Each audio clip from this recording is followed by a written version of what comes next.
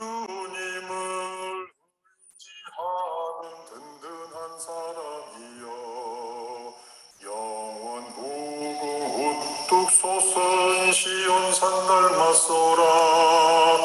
주님이 감싸주는 영원한 백성이여 산들이 둘러주는 예루살렘 닮았소라. 의인의 땅 더럽히는 악한 권세 몰아내 비뚤어진 거짓의 길 악인들 벌하소서. 선하고 정직한 자 주은혜 베푸소서. 오 주여 이 땅 위에 평화를 베푸소서.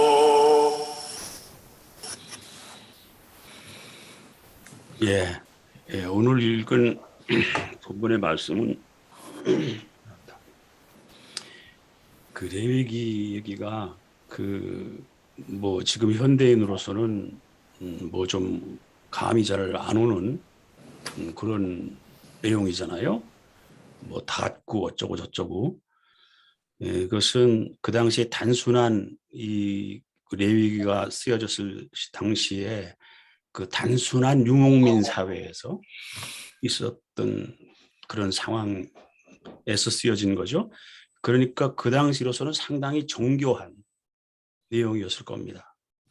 근데 오늘날 우리 복잡한 산업사회에 사는 우리들에게는 전혀 그 피부로 느껴지지 않는 그런 거지만 오늘 우리는 이 복잡한 산업사회 속에 살면서 느끼는 우리의 죄의 문제, 허물의 문제 이런 거는 물론 다를 겁니다. 그러나 본질에 있어서 원칙에 있어서는 아마 같다고 생각이 되는데 오늘 그 문제를 아주 세심하게 경험적으로 짚어주신 것 같습니다.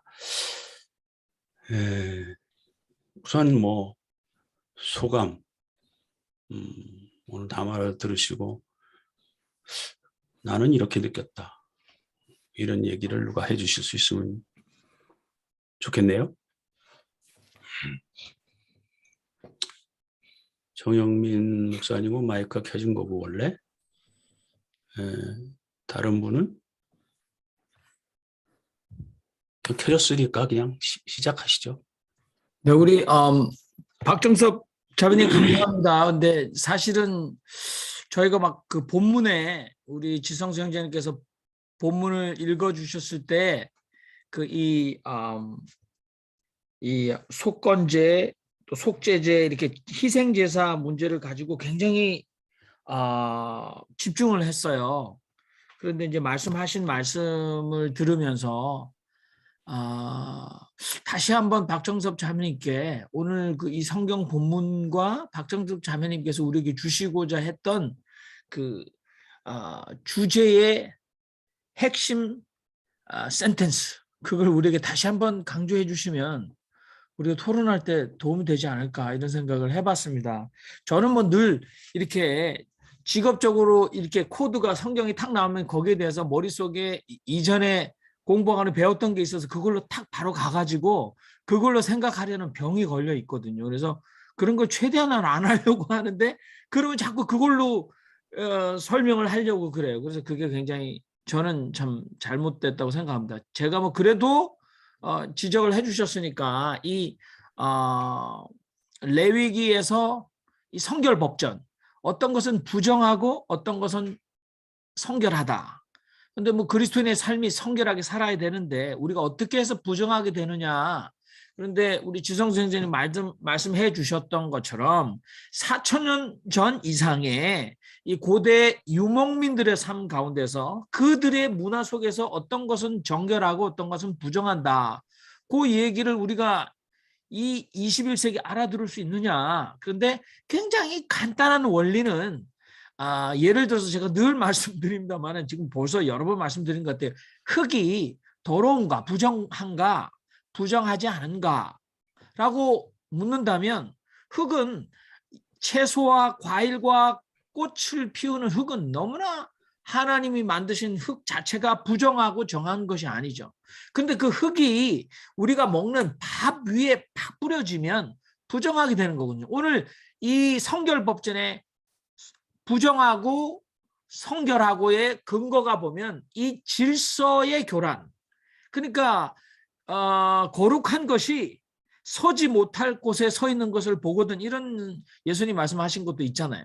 그러니까 한번 잘 생각해 보시기 바랍니다. 이게 섞였을 때 잊지 말아야 할 그 코스모스와 같은 우주적 질서에 어긋나는 카오스, 혼돈에 가면 그것이 부정해진다라고 말했을 때, 오늘 박정섭 자매님께서 말했던 그리스도인의 정결함은 어디서 오는가라는 굉장한 심각한, 그럼 오늘 21세기 우리가 살아가는 우리의 정결함은 어디서 와야 하는가라는 굉장한 큰 물음이 우리 가운데 주어졌다, 저는 그렇게 생각합니다. 죄송합니다. 제가 성경책 읽으면서 제가 얘기해도 될까요? 예. 저기 그 박 선생님께서 죄인이라는 게 뭔가 내가 막 죄인이 뭐라 그럴 걸 갖다가 생각하셨다고 그러는데, 죄라는 걸 요새 제가 성경책 읽으면서 깨달은 게 있어요. 두 가지인데, 하나는 굉장한 구두쇠가 인색한 게 아니라 죄인이라고 나온 그 책에서 제가 그걸 읽은 거가 생각이 났어요.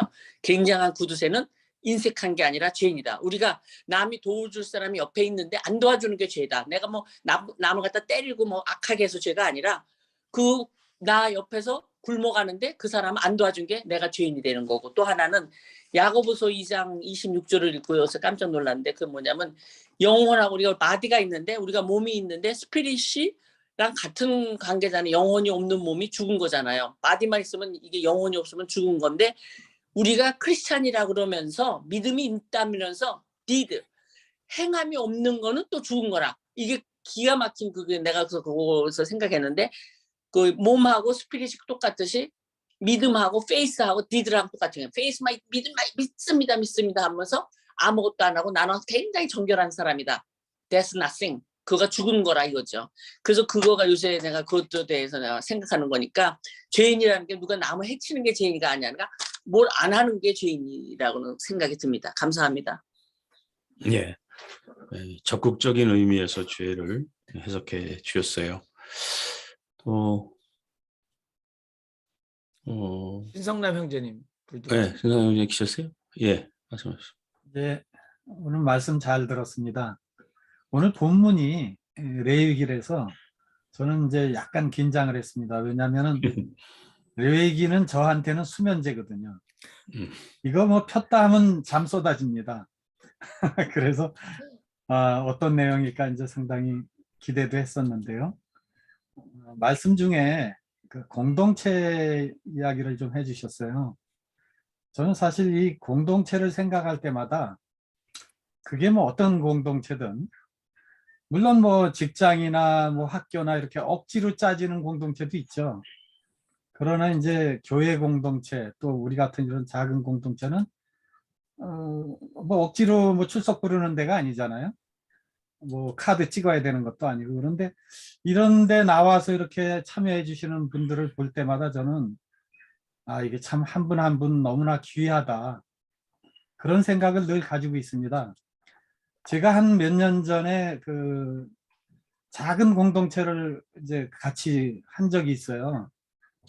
오프라인이죠. 그 모이는 공동체인데, 첫 모임에 이제 광고에서 나왔던 분이 두 번째 모임에 안 나오셨어요. 그래서 하도 궁금해서 도대체 왜 무슨 특별한 일이 있으셔서 첫 모임에 뭐가 마음에 안 드셔서 안 나오셨는지 궁금했거든요. 그래서 다른 분을 통해서 좀 알아봤더니 그분 말씀이 첫 모임에 아주 자기도 이 모임의 뜻이 좋아서 즐거운 마음으로 갔는데 누구 한 사람이 거기 나왔더라 이거예요. 근데 그 사람은 자기가 너무너무 싫어하는 사람이라는 거예요. 그래서 저 사람 나온 공동체는 나는 안 간다. 그래서 안 나오신 거예요. 그래서 제가 뭐 그분을 나무라는 것은 아니고요. 그분 마음은 이해가 되죠. 또 얼마나 뭐 그분을 통해 상처를 받았길래 저 사람 있는 공동체는 나는 안 나가겠다. 이런 생각을 했을까? 그래서 이런저런 따져보면 사실 그래요. 공동체로 조금 모여보면은 그 뒤에도 이제 비슷한 일이 많았는데, 우리 학교에도 돌이켜 생각해보면 꼭 한두 명쯤, 한 반에 한두 명쯤 좀 껄끄러운 사람이 있고, 직장에도 돌이켜 생각해보면 한두 사람은 이상하게 불편하고 껄끄러운 사람들이 있어요. 그러니까 이 공동체라는 것은 내 마음에 맞는 사람이 100% 있기는 힘들잖아요. 그런데 아까 담화 중에서도 그런 내 마음에 안 드는 사람들, 그런 사람들도 결국은 나를 다듬어주고 나에게 배움을 주고 도움을 주는, 또 나를 훈련시키는 그런 기회다.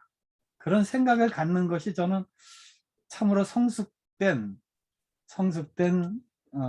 사람의 태도가 아닌가. 다시금 그것을 생각하게 하는 그런 담화를 주셨고요.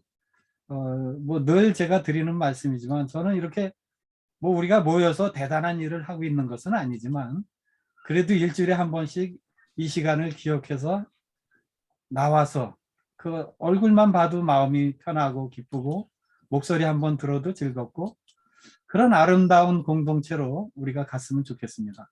감사합니다. 예, 고맙습니다. 또 누가 언론의 자유를 누리실 분 또 없습니까? 예, 아주 너무 어려운, 박정희 형제님. 예, 감사합니다. 오늘 어려운 말씀 같은데 이제 이렇게 공동체로 풀어주시고 하니까 좀 이해가 잘 되는 것 같은데, 우리가 지난주가 이제 부활주일이었잖아요. 그래서 우리가 이런 레위기 이 구약 말씀 같은 거 이제 하면서 옛날 시절에는 우리의 죄를 속하기 위해서 뭐 특별히 어떤 의식이 필요하고 제사가 필요하고 그랬었는데, 이제 예수님이 우리를 위해서 이 땅에 오시고 이제 돌아가심으로 인해서 우리는 그런 제사로부터 해방되었다, 이런 얘기를 이제 많이 들어왔잖아요. 그래서 그 문제에 대해서 조금 우리가 좀 심각하게 고민을 해야 되지 않을까 하는 그런 생각이 들어요. 우리가 좀 헷갈리는 것이, 우리가 당하는 고통, 우리 예수님의 고통이 어떻게 보면 인간이 받을 수 있는 고통 중에 가장 컸던 것일 수도 있는데, 그 내가 고통받을 때 나의 고통이 쉽게 내가 하는 희생으로 이렇게 전환되어서 이해되는 수가 많은 것 같아요. 내가 고통받으면 내가 지금 무슨 대단한 희생을 하고 있구나, 이렇게 생각하는 거. 그리고 어떤 희생이 발생할 때 희생이라고 이해될 수 있는 부분이 마치 다른 사람의 잘못을 씻어줄 수 있는, 이런 굉장히 어떻게 보면 좀 대속적인 의미까지 생각하는 그런 경향이 조금 있는 것 같아요. 근데 그렇게 우리가 거의 자동적으로 그런 생각을 해왔는데, 과연 우리가 예수님의 부활을 믿고 예수님의 부활의 의미를 우리 삶에 연결시켜서 생각한다고 할 때, 그것이 정말로 과거에 있던 속죄제나 뭐 이런 제사를 대신해 줄 수 있는 그 개념으로서 받아들이는 것인지, 아니면 다른 의미인지, 그 점을 좀 생각해 될 필요가 있습니다. 이 대속이라는 의미에 우리가 좀 나쁜 의미로 해서 집착한다고 한다는 것은 어떤 가정을 갖느냐 하면은, 우리가 믿는 선하신 하나님이 반드시 누군가를 죽여야 한다라는 가정을 우리는 하고 있는 겁니다. 그래서 예수가 대신 죽어야 되고 누가 대신 희생을 해야 되고. 근데 과연 우리가 믿는 선하신 하나님, 우리가 다 이해할 수는 없지만 우리에게 바른 길로 가라고 하시는 하나님이 누군가의 희생을 담보로 우리의 삶이 바꿔지기를 원하실까 하는데 저는 의심을 갖습니다. 그래서 우리가 예수가 우리에게 구원이 된다고 한다는 것은 오히려 예수의 그러한 그 담대한 삶, 예수의 그 올바른 삶이나 그 예수의 삶을 우리가 닮아야 되겠다. 또 예수의 삶으로 인해서 생겨난 공동체 속에 속함으로써 우리가 달라질 수 있다라는 데서 구원을 찾는 것이 더 의미가 있지 않을까. 예수의 희생으로 우리의 구원이 이루어졌다는 단순한 결론을 내리는 것은 점점 더 그것을 그대로 따르기가 어려워지는 게 저의 개인적인 그런 신앙이 되겠습니다. 죄송합니다. 말이 좀 혼란스럽게 됐습니다. 예. 예, 아주 중요한 말씀을 해주셨는데, 여하튼 대속의 문제는 이제 복잡하고 어떤 거니까 그거 따로 한번 다른 때 한번 다루기로 하고요. 예, 또 누가 마이크 켜셨나요? 제가 전화 안 켜셨으면, 예, 저는 그 죄의 문제는 한마디 또 다르게 보면 윤리의 문제, 오늘에는 윤리의 문제로 생각을 할 수 있잖아요. 근데 이제 죄에 대해서 자기 자신의 죄에 대해서 아주 민감한 사람도 있고 둔감한 사람도 있잖아요.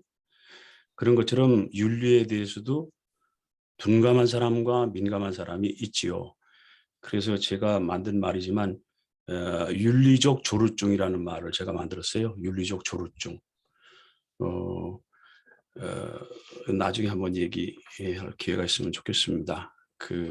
어떻게 느끼느냐에 따라서 다른 거죠. 마이크 켜신 분 없습니까?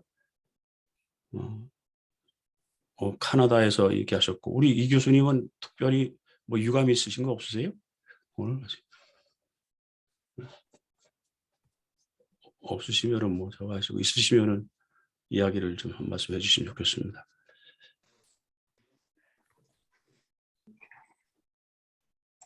예, 마이크 켜셨네. 네, 은혜 많이 받았습니다. 일단,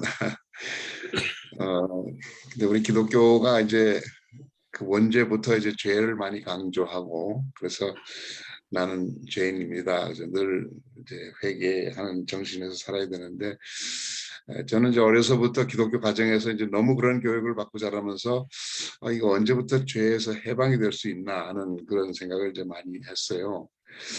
뭐 모든 게 죄니까 이건 뭐 그냥 담배 피는 것도 죄고 술 먹는 것도 죄고 또 주의를 안 지키고 주일날 무슨 용돈을 가지고 사탕을 사 먹어도 죄고 그러니까 이걸 또 주일날 나가서 또 해결해야 되고 이제 그러니까 도대체 죄의 그 기준이 뭔가 어디까지가 죄고 어디까지가 죄가 아닌가에 대해서 상당히 많이 이제 회의를 하면서 이제 자랐어요. 이제 그러다 보니까 뭐 니체도 있고 버트란드 러셀도 있고 하니까 이제 기독교의 죄의 관념은 잘못됐다.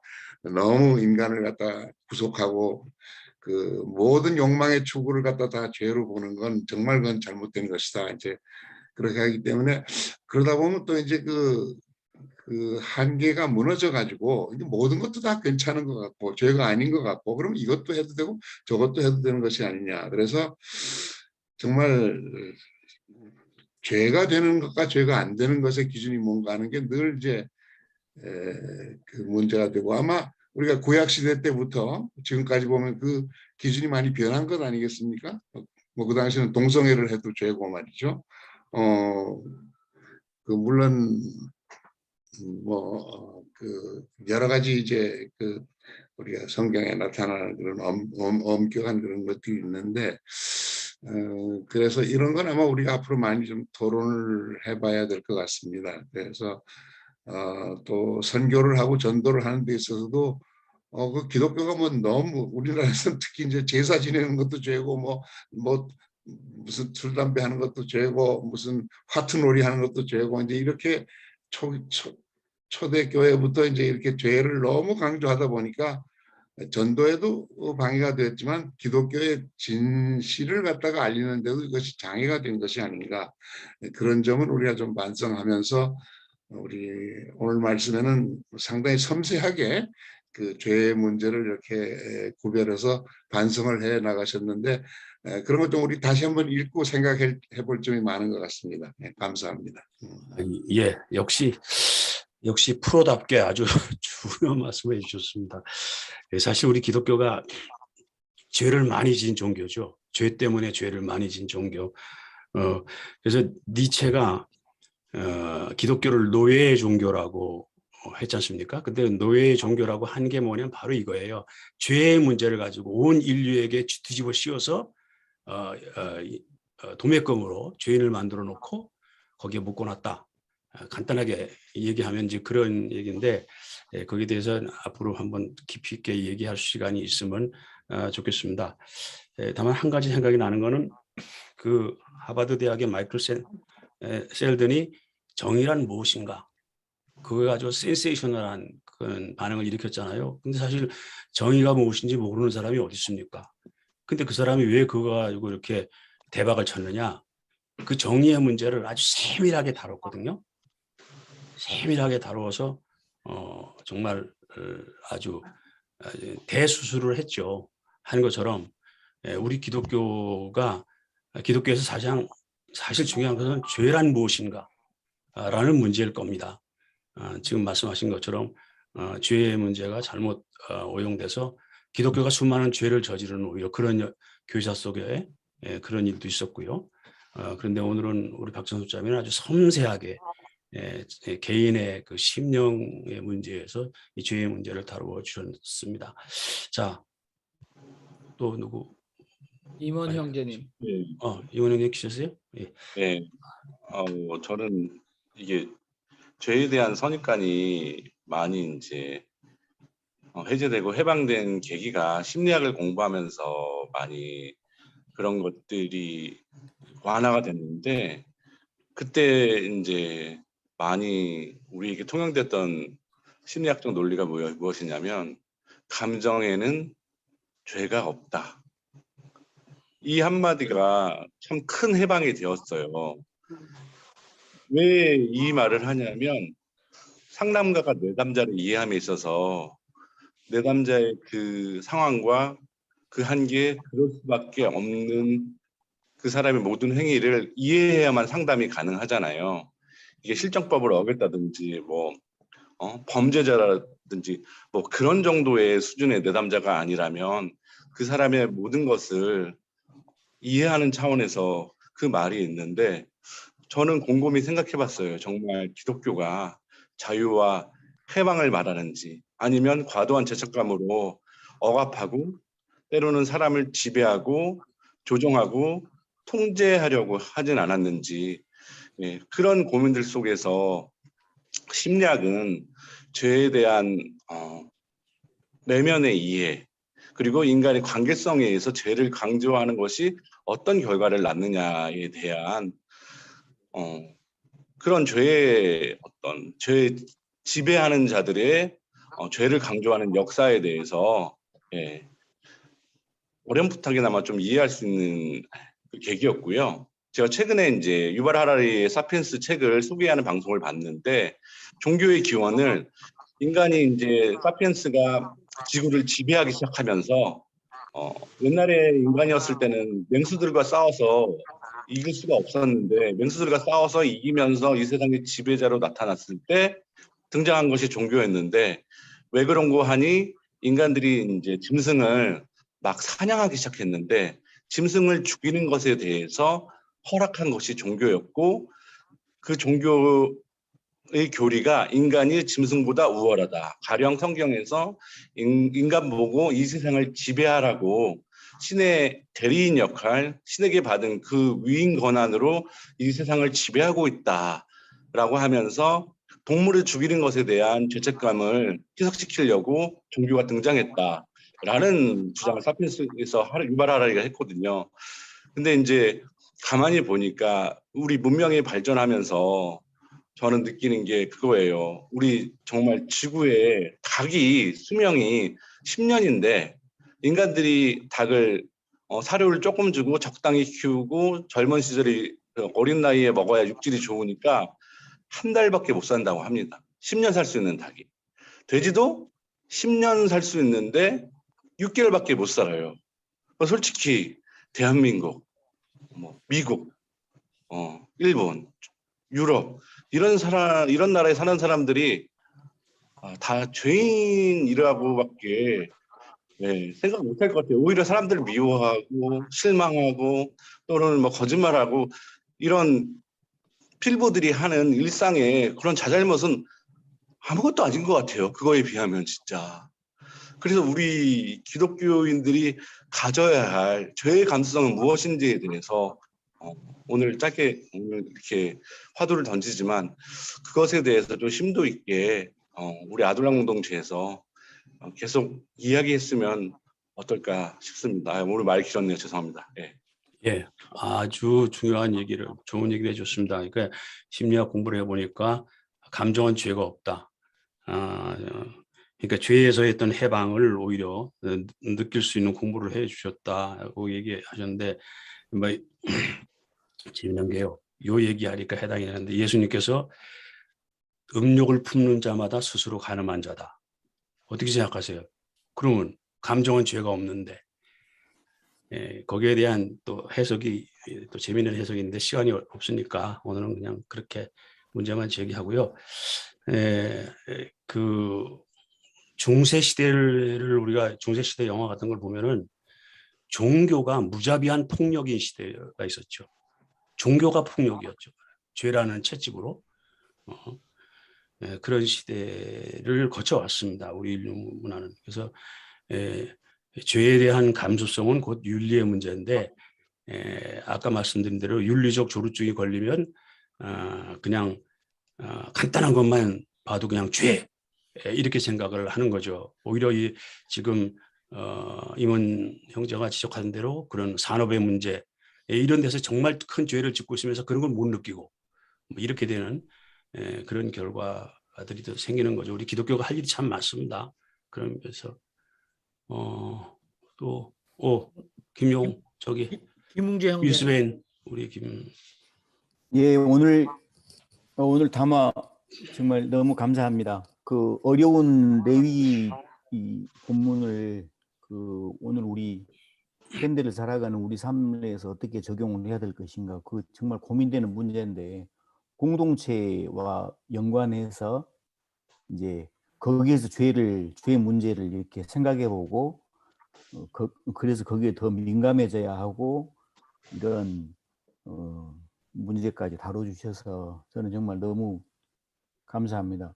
뭐 기왕에 죄에 관한 문제가 나와서 이제 말인데 제 개인적인 생각에는 그 죄라는 것은 저는 반드시 그 관계성 속에서 이렇게 발견되어지고 관계성 속에서 공동체 속에서 그 기준이 정해진다고 생각합니다. 그 예전에 돌아가신 신영복 선생님께서 서양과 동양의 그 사상의 가장 중요한 차이가 서양은 존재론적으로 생각을 하고 동양은 관계론적으로 생각을 한다는 아주 명료한 그 주장을 해주셨거든요. 어쩌면 죄 문제에 있어서도 그런 것 같습니다. 사실 모든 죄는 어찌 보면 관계성 속에서 이렇게 발생되어지는 것이고 기준이 되어지는 것인데, 이제 우리 기독교가 서양에서 이제 서양 중심으로 이렇게 자리를 잡게 되면서 이제 존재론적인 죄 문제를 거론하기 시작했던 것 같습니다. 그래서 관계성 속에서 기준이 되어지는데도 불구하고 이제 죄 문제를 우리 존재론적인 문제로 끌고 들여오다 보니까 원죄라는 거, 관계와는 아무 상관도 없는 우리 모두가 다 스스로 속에서 죄를 타고났다는 그런 것도 만들어진 것 같고요. 그래서 저는 오늘 이제 담화를 딱 듣고 그 죄 문제, 공동체 문제를 딱 생각을 하면서 문득 떠오르는 게 한 가지 있었는데, 그 할레드 호세인이라는 작가가 쓴 그 연을 쫓는 아이라고, 그 카이트 러너라고 영어로는 그렇게 돼 있는데 그게 영화로도 나오고 그 소설로 발간돼서 제가 엄청 감명 깊게 본 적이 있습니다. 뭐 아프가니스탄을 배경으로 한 그 소설이었는데요. 그 소설의 주인공의 그 아버지가 어렸을 때 자라는 아들한테 늘 해줬던 말이 죄가 뭔가를 가르쳐주는 대목이 나오거든요. 근데 그 주인공의 아버지는 물론 이제 그 아프가니스탄에 살고 있는 그 무슬림들의 그 전통적인 그 보편적인 그 생각인 것 같아요. 모든 죄는, 사람이 저지르는 모든 잘못은 도둑질로 이렇게 환원된다라고 그 이야기를 하거든요. 그래서 누군가를 죽이게 되면 그 사람의 생명을 도둑질하는 것이고, 뭐 간음을 하게 되면 누군가의 사랑을 도둑질하게 되는 것이고, 뭐 그런 식으로 정말 그 책을 읽다 보니까 너무 그게 명확하게 저에게는 성경보다 더 명확하게 저한테는 다가오더라고요. 아, 그렇게 이해가 되는구나. 즉 공동체를 떠나서 어떻게 과연 존재론적으로 문제를 설명할 수 있을까, 이런 것에 대한 저는 많은 깨달음을 얻었습니다. 오늘 담화 가운데서 너무 좋은 그 인사이트를 제가 얻었고요. 예. 마지막으로 정현종이라는 시인, 정현종 선생님이 그 방문객이라는 시 많이들 아실 겁니다. 사람이 온다는 것은 실로 어마어마한 일이다라고 이렇게 시작을 하거든요. 그래서 누군가가 오게 되면 그 현재만 오는 것이 아니라 그 존재 전체가 오기 때문에 과거도 오고 인생 전체가 오고,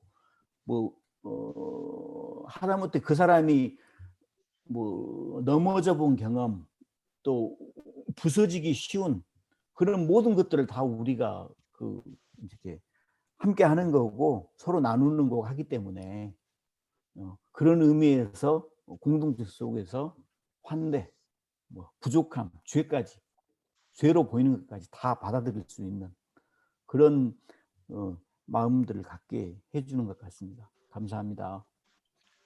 예, 고맙습니다. 이제 시간이 유덕준 있군요. 형제님. 유덕준 예? 형제님. 유덕준 형님 마이크 하세요. 예, 말씀하세요. 네, 감사합니다. 저는 오늘 담화를 들으면서 겟세마네 동산에서 기도하시던 예수님이 떠올랐습니다. 왜 그랬냐면 오늘 본문이 그 부지부식간에 지은 죄에 대한 얘기를 했다면, 예수님은 하나님의 의도를 알고 계심에도 불구하고 겟세마네 동산에서 하나님께 묻는 기도를 하셨는데, 근데 또 그러한 이렇게 느낌을 받고 있는 도중에 우리 박정희 형제님이 또 말씀하시는 거에 많이 동감을 하는데, 과연 하나님이 꼭 우리로 하여금 희생이 있는 그 대속을 원하셨겠는가라고 하는 문제가 저에게도 궁금했었습니다. 근데 오늘 본문이 약간의 해답을 저한테 준 이유는, 오늘 본문에 나와 있는 그 뒤에 보면은 그 재물에 대한 얘기가 나오잖아요. 가난한 자가 드릴 수 있는 재물. 근데 그걸 보면 이 속죄제는 등급이 있더라고요. 제사장이 드리는 것, 또 일반인이 드리는 것들이 있는데, 그러면 그 의미가 뭐냐는 거죠. 하나님께서 왜 속죄제에 등급을 나누셔서 그걸로 하여금 속죄제를 드리게 하셨느냐라는 거죠. 그거를 예수님의 기도와 한번 비교해 본다면, 예수님의 기도는, 예수님은 분명히 하나님께 물었습니다. 가능하시면 이 잔을 물러가게 해주십시오. 그렇지만 내 원대로 마시고 아버지의 뜻대로 하시기를 원하시는 기도를 드렸거든요. 그러면 그거를 기초해서 본다고 하면 결국은 예수님의 행동이, 또 아니면 우리로 하여금 속죄제를 드리게 하신 하나님의 의도는 결국은 예수님이 예수님의 행하신 그 모범을 따라갈 수 있는 근거를 제시해 놓으신 것이 아닌가. 그러니까 하나님께서는 인간으로 하여금, 또 등급이 있으면 또 그 사람이 처해 있는 환경에 따라서 그 형편에 맞게 속죄의 분위기도, 아니면 속죄의 행위도 충분히 감당할 수 있게 만들어 놓으셨다는 거죠. 우리는 그 사실에 대해서 감사해야 하고, 그 사실 때문에 우리는 안심해야 되는 거죠. 나에게도 기회가 주어질 수 있구나. 그래서 그러므로 하나님께서 원하신 방법으로 살아야 되는 것이 아닌가라고 하는 깨달음을 오늘 말씀을 통해서 또 우리 박정현 원장님 말씀 또 다른 분들의 말씀을 통해서 오늘 많이 깨달았습니다. 감사합니다.